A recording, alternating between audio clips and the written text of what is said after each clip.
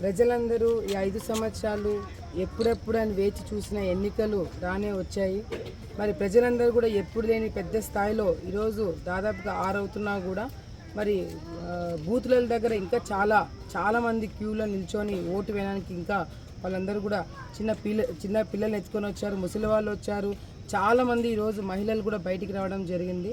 తప్పకుండా ఈ మార్పు ఏదైతే ఉందో అది తప్పకుండా మాకు అనుకూలంగా ఉంటుందని చెప్పి మేము భావిస్తున్నాము. ఎందుకంటే ఈరోజు ఓటింగ్ పర్సెంటేజ్ పెరుగుతుంది అంటే దాని అర్థము గతంలో పరిపాలన చేసిన పాలక నచ్చక ఈరోజు చాలామంది కూడా ఒక మార్పు కోరుకుంటున్నారు. మళ్ళీ చంద్రబాబు నాయుడు గారు అధికారంలోకి రావాలని మనస్ఫూర్తిగా అందరూ కూడా కోరుకుంటున్నారని నమ్మకంతో ఈరోజు అందరూ కూడా బయటికి రావడం జరిగింది.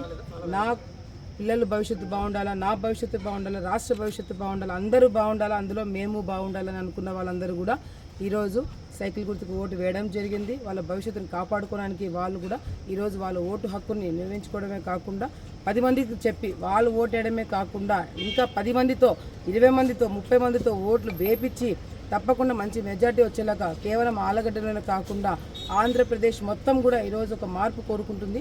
ఆ మార్పు రిజల్ట్స్ అనేది తొందరలోనే కనపడుతుందని చెప్పి కూడా మేము భావిస్తున్నాం. పట్టణంలో మీరందరూ కూడా అందరికీ తెలిసిందే 2 జిల్లాల్లో ఉమ్మడి కర్నూలు జిల్లాలోనే ఆళ్లగడ్డ చాలా కాంప్లికేటెడ్ కాన్స్టిట్యున్సీ అని చెప్పి ఈసీ నిర్ధారణ చేసింది. ఎందుకంటే ఇక్కడ ఎక్కువ గొడవలు జరగచ్చు, లేకపోతే పోలింగ్ అయిపోతున్న దగ్గరలో ఉన్నప్పుడు మరి చాలామంది బయటకు వచ్చి గొడవలు పెట్టుకుంటారని ఒక ఇన్ఫర్మేషన్ పోలీసులకు ఉంది. కాబట్టి మరి ఈరోజు ఒక ఈసీ ఇది కాంప్లికేటెడ్ ఏరియా అని చెప్పి అనౌన్స్ చేయడం జరిగింది. ఈరోజు పోలింగ్ ఎక్కువ శాతం జరిగితే మాకు మేలని నమ్ముతూ గతంలో కూడా నేను ఆ విధంగానే గొడవలు లేకుండా చాలా ప్రశాంతంగా వెళ్ళాలని చెప్పి చూసినాము. ఇప్పుడు కూడా పోలీసులకి 100 to 100% మేము సహకరించడమే కాకుండా మా వాళ్ళు ఎక్కడైనా అగ్రెసివ్గా వెళ్ళినా ఏదైనా ఆవేశంతో వెళ్ళినా కూడా మేము కంట్రోల్ చేస్తామే తప్ప ఎక్కడ కూడా మేము వైలెన్స్కి మేము తావు తీయము.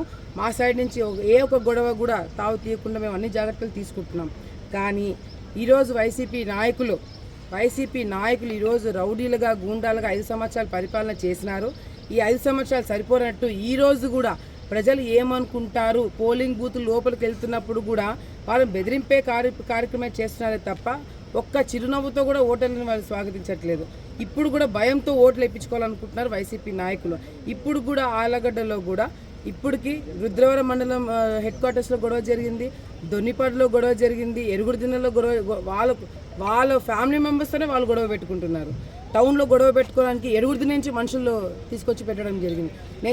నేను మీడియా వాళ్ళతో మాట్లాడుతున్నప్పుడు టైము చెప్తాను చూడండి, టైము 5:10 బాగా గుర్తుపెట్టుకోండి. 5:10కి నేను చెప్తున్నాను. ఇక్కడ ఇప్పటి వరకు టౌన్లో ఎటువంటి గొడవ జరగలేదు. కానీ ఇంకొక గంటలో ఎరుగుడిదిన్న నుంచి మనుషులు దిగినారు. మిగతా చోట్ల అన్ని చోట్ల నుంచి కూడా వైసీపీ నాయకులు రౌడీలు గుండాలు దిగినారు. ఆళ్లగడ్డ పట్టణంలో ఎప్పుడులాగానే పట్టణంలో గొడవ చేయడానికి అన్ని విధాలుగా వాళ్ళు సిద్ధమవుతున్నారు. నేను ఈసీకి కంప్లైంట్ ఇచ్చినాను, ఆర్ఓకి కంప్లైంట్ ఇచ్చినాను.